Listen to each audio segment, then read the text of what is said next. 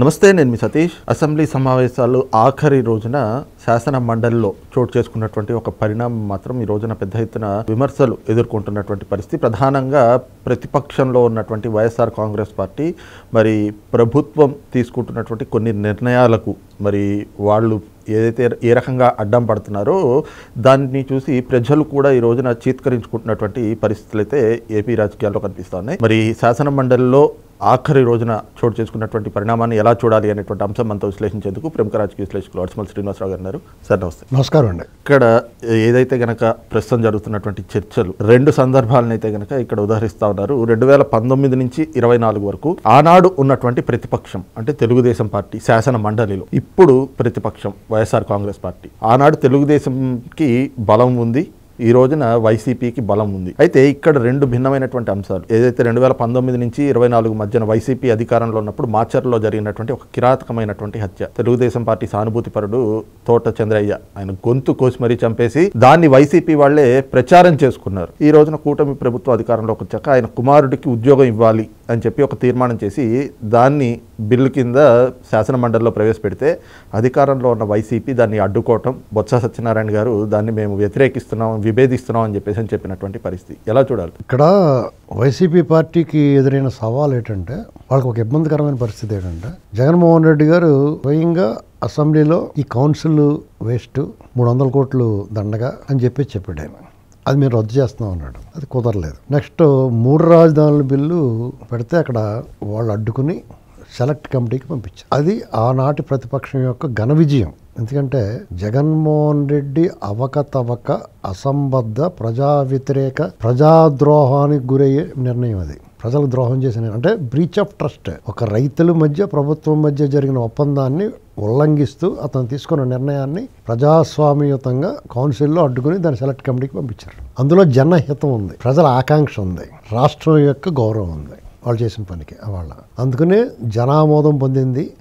అవాళ అప్పటి ప్రతిపక్షం తెలుగుదేశం పార్టీ చేసిన అడ్డుకున్న ఆ కార్యక్రమానికి ప్రజల్ని నీరాజనాలు పట్టారు. ఒక రకంగా చెప్పాలంటే అప్పుడు జగన్మోహన్ రెడ్డి వచ్చి పూర్తిగా ఒక సంవత్సరం కూడా కాలేదు అధికారంలోకి వచ్చి. కానీ వాళ్ళు ఏం జరిగింది తెలుసండి, జగన్మోహన్ రెడ్డి ఘోర పరాజయము, పరాభవం పొందినట్టుగా తెలుగుదేశం పార్టీ తిరిగి అధికారంలోకి వస్తే ఎలాంటి సంబరాలు జరుగుతాయో, వేడుకలు జరుగుతాయో, అలాగే జనమంతా కనీసం ఆ ప్రాంతం వారైనా సరే బయటకు వచ్చి జన నిరాజనం పలికారు ఆనాటి చైర్మన్ షరీఫ్ గారికి. ఆయన దేవుళ్ళ చూశారు. అంటే నువ్వు ఒక మంచి పని చేస్తే ప్రజల నుంచి ఒక రకమైన మద్దతు, హర్షాతిరేకాలు వ్యక్తమవుతాయి. వాళ్ళు విధి అంటారు చూసారా, అంటే విధి అనేటువంటిది, కర్మ అనేటువంటిది, మనం ఏదైతే వద్దనుకున్నామో, దేన్నైతే ఉండకోకుండా చేద్దాం అనుకున్నామో అదే దిక్కవటం అనేటువంటిది విధి. ఇవాళ వాళ్ళ ఉనికిని కాపాడే పరిస్థితి రావటం అనేటువంటిది కర్మ. వాళ్ళ ఉనికిని కౌన్సిల్ కాపాడుతుంది, వైసీపీ ఉనికిని. శాసనసభకే ఉన్న 10 మంది ఎమ్మెల్యేలతోటి అతనితో 11 మంది వాళ్ళు రావట్లేదు, వాళ్ళ గొంతు వినిపించట్లేదు, వాళ్ళ ఉనికి ప్రశ్నార్థకమైంది. అక్కడ వాళ్ళే రావట్లేదు కదా. అంచేత అధికార పక్షము ప్రతిపక్షము పాత్ర కూటమిలో ఉన్న సభ్యులే వహిస్తున్నారు. అంటే ఇతని పాత్ర అక్కడ శూన్యం. ఇక బొత్స సత్యనారాయణ గారి నాయకత్వంలో ఎమ్మెల్సీ కౌన్సిల్లో వాళ్ళ ఎమ్మెల్సీలు మెజారిటీ ఉండటం వల్ల ఏదైనా మంచి కానీ చెడు కానీ ఏదో రకంగా గొంతు వినపడుతుంది. అది మనకు అర్థమైనా అర్థం అవ్వకపోయినా ఏకపక్షంగా పశ్చాబద్దాలు మాట్లాడడానికి ఒక వేదిక దొరికింది వాళ్ళకి. అక్కడ కూడా అప్పం మాట్లాడటం వల్ల వాళ్ళు ఇప్పుడున్న అధికార పక్షానికి మెజారిటీ లేకపోయినా కౌన్సిల్లో వాళ్ళు పే చేసి సాధిస్తూ ఉన్నారు. ఇక్కడ ఎంత హాస్యాస్పదము, చాలా బాధాకరమైన విషయాలు కూడా జరుగుతూ ఉన్నాయి. వాళ్ళు ఏం చేస్తున్నారంటే కొంత ఉక్రోషం కనపడుతుంది వాళ్ళలో. చుప్పనాథ్ బుద్ధి అంటారు. జగన్మోహన్ రెడ్డిని పులివెందుల ఎమ్మెల్యే అన్నారు వీళ్ళు, పదే అంటున్నారు. నిజమే కదా, పులివెందుల ఎమ్మెల్యే కదా, అంతకు మించి అతనికి ఇంకేం హోదా ఉంది ప్రభుత్వంలో? ఇప్పుడు లేదు కదా, ఎమ్మెల్యే మాత్రమే కదా. వాళ్ళు అలాగ అన్నారని చంద్రబాబు నాయుడు గారిని, పవన్ కళ్యాణ్ గారిని, లోకేష్ గారిని Kuppam MLA, Pithapuram MLA, Mangalagiri MLA. ఇది వాళ్ళ అజ్ఞానం, అస్సలు బుర్ర లేకపోవడం అంటారు దాన్ని. ఎందుకంటే నువ్వు వెక్కిరించినప్పుడు, నువ్వు కోది నువ్వు వెక్కిరించావనుకో నీ పొళ్ళే బయటపడతాయి. అర్థమైందండి. ఇప్పుడు చంద్రబాబు నాయుడు గారు కుప్పం ఎమ్మెల్యేతో కలిపి ఆయన రాష్ట్రానికి ముఖ్యమంత్రి, పవన్ కళ్యాణ్ గారు డిప్యూటీ సీఎం, లోకేష్ గారు మంత్రి. మీరు ఏదో రకంగా మంగళగిరి ఎమ్మెల్యేని కించపరిచినంత మాత్రాన మీరు తగ్గిస్తే తగ్గిపోయే స్థాయి కాదు వాళ్ళది. జగన్మోహన్ రెడ్డిది వీళ్ళు తగ్గిస్తే తగ్గిపోయే స్థాయి. అంతకన్నా తగ్గించలేరు కదా ఆవిడని ఎమ్మెల్యే అంటున్నారు. తప్పే ఉంది అందులో. ఇక్కడ అంటే తప్పు. ఎందుకు తప్పు అంటే వాళ్ళు ముఖ్యమంత్రి కాబట్టి. ముఖ్యమంత్రి నువ్వు ఎమ్మెల్యే అని ఎలాగంటావు? రాష్ట్రానికి ముఖ్యమంత్రి, నీకు నాకు అందరికీ ముఖ్యమంత్రి ఆయన. నీకు నాకు అందరికీ డిప్యూటీ సీఎం పవన్ కళ్యాణ్ గారు, మన అందరికీ మంత్రి లోకేష్ గారు. మీరు వాళ్ళ స్థాయి నువ్వు తగ్గించాలనుకుని నీ తరం కాదు. ఊరికి మీ నోరు బయటపడడం, ఎవరు రీడర్ పైకి కిందకి చూడటం తప్ప, కొత్త పిచ్చికాడ వచ్చాడని చూడటం తప్ప ఇంకేం అందులో పెద్ద విశేషం ఏమి ఉండదు. బాగా హాస్యాస్పదం ఏంటంటే కాఫీ గోల, బ్రహ్మాండమైన జీతాల్లో. గతంలో ఉన్న శాసనసభ్యులు ఎమ్మెల్సీలకు ఉన్న జీతభత్యాలు, పెన్షన్లు, వాళ్ళ ఎలవెన్స్లతో పోల్చుకుంటే వాళ్ళ చాలా కంఫర్టబుల్ లైఫ్. వాళ్ళు చేస్తున్న పనికి 1000 రెట్లు పారితోషికం. సమాన పనికి సమాన జీతం అంటారు ఎవరినన్నా ఉన్నాయి. పాపం మామూలు కార్మికులు కానీ ఉద్యోగస్తులు కానీ వాళ్ళు ఏమడుతూ ఉంటారు, సమాన పనికి సమాన జీతం ఇవ్వకుండా బాబు అని దశాబ్దాల తరబడి పోరాటాలు జరుగుతున్నాయి. ఇందులో కొంతమంది ఏలు ఇరిగిపోయిందంటే అందుమే శిస్సు కూడా పోయాడు. ఆడికేమో లక్షల్లో జీతాలు ఉంటాయి. అధికారులు కూడా వాళ్ళు చేసే పనే ఉండదు. సరే ఊరికే పారిశ్రామికవేత్తల మీద ఇబ్బంది పడతారు, పరిశ్రమల మీద పడతారు. కానీ ఈ వామపక్ష భావజాలం ఉన్నవాళ్ళు అసలు ఇందులో ఎంత దోపిడీ జరుగుతుందనేటువంటి దాని మీద నోరెప్పుడు సరిగ్గానే. అసలు వాళ్ళు పోరాటాలు చేసింది వాళ్ళ మీద. ఒక ఉద్యోగ భద్రత హోదా వచ్చినోడికి సగం జీతం తీసేయాలి. ఎందుకంటే అది అనుభవిస్తున్నాడు కదా, అనే కదా ఆడి శ్రమ ఎంత ఉంది, వచ్చింది ఎంత ఉంది అనేటువంటి చూడాలి. వీళ్ళు క్యాంటీన్లో మామూలుగానే కొంత ఫ్రీగా ఉంటుందేమో, మళ్ళీ అది కొంచెం రేట్లు తక్కువ పెట్టు. అసెంబ్లీకి ఇక్కడికి తేడాగా ఉందా, అక్కడ క్యాంటీన్ బాగుంది, ఇక్కడ క్యాంటీన్ అలా ఎందుకు చేస్తారండి?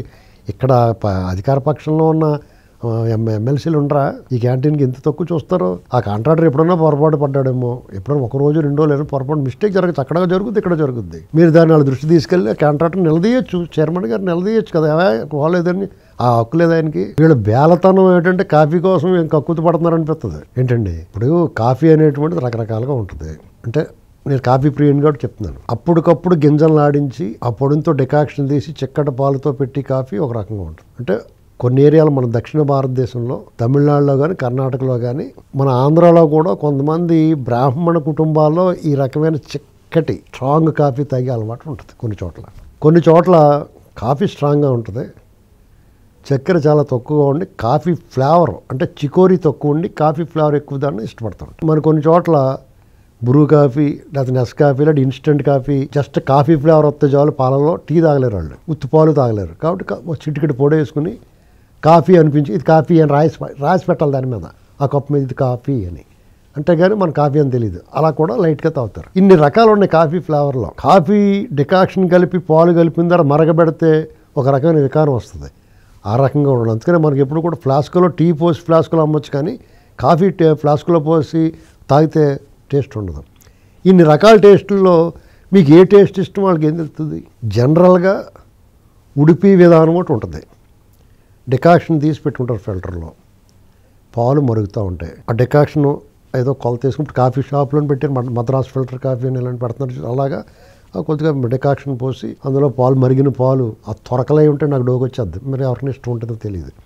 ఆ ఫిల్టర్ చేసి యాక్చువల్గా ఆ పాలు ఫిల్టర్ చేసి అందులో పోసి తగినంత చక్కెర వేసేస్తారు, చాలా బాగుంటుంది. ఏంటండి దాన్ని ఎక్కువ మంది మెజారిటీ పీపుల్ ఇష్టపడతారు. అంటే కాఫీ ఎక్కువగా స్ట్రాంగ్గా, కాఫీ ప్రియులందరికీ కూడా కాఫీ స్ట్రాంగ్గా ఉంటేనే ఇష్టం. మరి మీకు ఏ ఇష్టమో మీరు చెప్పండి అతనికి అందంగా కాఫీ చేసే వాళ్ళకి. మరి బాబు ఇలా కాదురా బాబు, ఇలా చేయాలి, బాగా చెయ్యని చెప్తే ఒక సామాన్యుడి కంటే కూడా మీరు అధికులు. మీరు ఒక చట్టసభల్లో సభ్యులు, చైర్మన్లు, వైస్ చైర్మన్లు, అందులో కొంతమంది మంత్రులు ఉన్నారు అధికార పక్షం, వాళ్ళ చేత చెప్పిస్తే కూడా నిజంగా కాఫీ బాగుంటలేదు, 2 సార్లు మంత్రి గారు కాఫీ తాగుదామని చేయట్టి తీసుకెళ్ళండి అక్కడికి, ఒక మంత్రి గారిని ఆ కాఫీ తాగిచ్చండి, బాగోలేదనుకోండి, చూడండి ఎలా ఉండదు కొంచెం చెప్పండి అని చెప్పొచ్చు, మీరే చెప్పొచ్చు. అంతేగాని సభలో కాఫీ బాగోలేదండి అంటే ఏంటిది? జనాలు ఏమనుకుంటారో మీ గురించి? మీరు ఎంత గౌరవనీయమైన వ్యక్తులు, మీరు పెద్దల సభది. ఇలాంటి చిల్లర వ్యవహారాలు ఉండకూడదు కదా అక్కడ. మిమ్మల్ని ఎందుకు పంపించారు, మీరు ఏం మాట్లాడాలి, ఇవన్నీ మానేసి కాఫీ బాగోలేదు, ఇడ్లీలో చట్నీ బాగోలేదు, ఇడ్లీలో నూక ఎక్కువైంది, ఇలాంటి మాట్లాడండి. సరే ఎవడ కూటి కోసం కోటి విద్యలు అన్నట్టుగా ఎవడ కష్టపడినా ఏం చేసినా ఆ కడుపుకి అన్నం, ఆకలికి అన్నపు గడ్డయు, వేదనకు ఔషధం, పడుకోవడానికి ఒక దెమ్మ పరుపు, హ్యాపీగా. ఈ 3 ఉంటే జీవితంలో ఎవరికి ఏం అక్కర్లేదు. అష్టైశ్వర్యాలు ఉన్నా లేకపోయినా ఈ 3 ఉన్నవాడు జీవితం హ్యాపీగా సాగుద్ది. అందులో కొంతమందికి ఇంకా ఎక్కువ ఉంటాయి, కొంతమందికి అవి అసలు ఉండవు. అసలు రెండు చూసి మనం బాగున్నారు బాబు అనుకోవాలి, అవన్నీ ఉన్నవాడిని చూసి మనం ఆ లక్ష్యాన్ని చేరువవటానికి ట్రై చేయాలి తప్ప అని చూసి ఆడకూడదు. ఇది పెట్టుకుంటే మనసు ప్రశాంతంగా ఉంటుంది ఎవరికన్నా. వీళ్ళు అత్యంత దుర్మార్గమైన, హేయమైన, నీచమైన కార్యక్రమం వాళ్ళు ఏం చేశారంటే, ఆంధ్రప్రదేశ్ ప్రభుత్వం, కూటమి ప్రభుత్వం గతంలో 2-3 ఏళ్ల క్రితం తెలుగుదేశం పార్టీకి చెందిన ఒక కార్యకర్త, గ్రామస్థాయి నాయకుడు, మండల స్థాయి నాయకుడు, వీరాభిమాని పార్టీకి అతన్ని నడి రోడ్డు మీద మోకాలతో గుండెల మీద తొక్కుపెట్టి పీక కోసారు. కోస్తా ఆయన్ని జై జగన్ అని అనమన్నారు. అప్పటి ప్రభుత్వాధినేత జగన్ గారి పేరు. అతను చనిపోవడానికన్నా ఇష్టపడ్డాడు, కానీ జగన్మోహన్ రెడ్డి లాంటి అరాచకవాది, అవినీతిపరుడు, దుర్మార్గుడు, క్రూర స్వభావం కలిగిన వాడి పేరు ఉచ్చరించడానికి కూడా ఇష్టపడలేదు. ప్రాణాలు నిలువునా వదిలేసాడు. అలా అప్పుడు చుట్టుపక్కల ఉన్న జనం అంతా కళ్ళు వదిలేసి చూశారు తప్ప వాళ్ళని ఆపడానికి ప్రయత్నం చేయలేదు. ఒకవేళ ఆపడానికి ప్రయత్నం చేస్తే వాళ్ళు తిరిగి దాడి చేస్తారన్న భయం ఉంటే ఎక్కడున్న వాళ్ళు అక్కడ ఎర్రి కేకలెట్టేస్తే కూడా వాళ్ళు భయపడి వదిలేసిపోతారు. ఇప్పుడు దూరంగా ఉన్న వాళ్ళు బాబోయ్ బాబోయ్ బాబోయ్ అని కేకలెట్టేశారు అనుకోండి, వాళ్ళు ఒక రకమైన అదురు వస్తుంది, వాళ్ళు వదిలేసిపోవచ్చు. ఆ ప్రయత్నం కూడా చేయలేదు. అన్యాయంగా చనిపోయాడు ఆయన.